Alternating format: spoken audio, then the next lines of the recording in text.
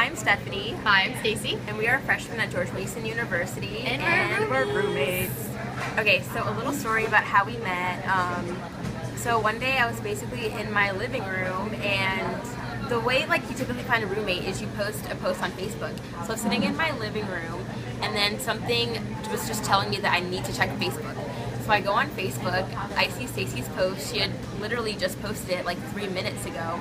I read it, I see that she is very involved in the church life, and so basically at the time I felt as though my relationship with the Lord wasn't as strong as it could be, and I had a strong urge to just get involved in the church life. And looking for a roommate, I wasn't looking for someone that went to church, but the fact that she was very active in her church life made me want to be her roommate. So I commented on her post, and then it was very exciting for me because I had just posted, and Steph said, it was 3 minutes later, and I was like, wow, this was really quick. So I decided to check it out, see how she was as a person, and then 2 minutes into our back and forth of just chatting, she asked if she could go to church with me, and I was just like, wow, Lord, you really gave me someone who is very open, who's very seeking. Because for me, being in the church life, it was very vital for me to be able to find a roommate in college that would somewhat accept the fact that I went to church, and that if I were to be off campus, it would most likely be with the saints. So it was just really appreciated. Yeah, and one way we've gotten closer is through Christians on campus.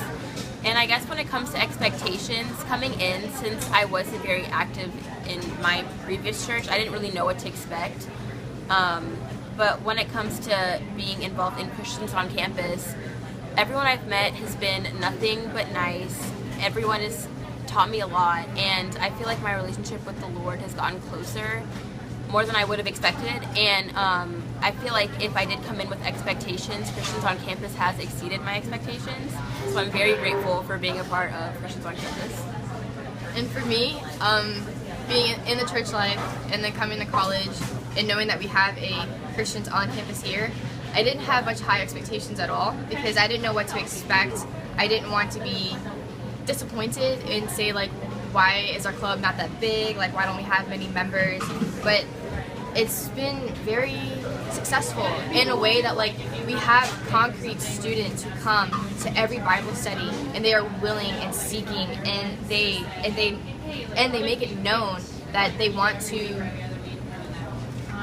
have this kind of a lifestyle as we do in the church life. And it's very encouraging to see wow, these students my age who have maybe not even been a Christian before already had such a deep love for the Lord, and it's just really great. Yeah, and one way my love for the Lord became stronger, I guess, is before I even started going to Mason, I had a strong feeling that I should get baptized again.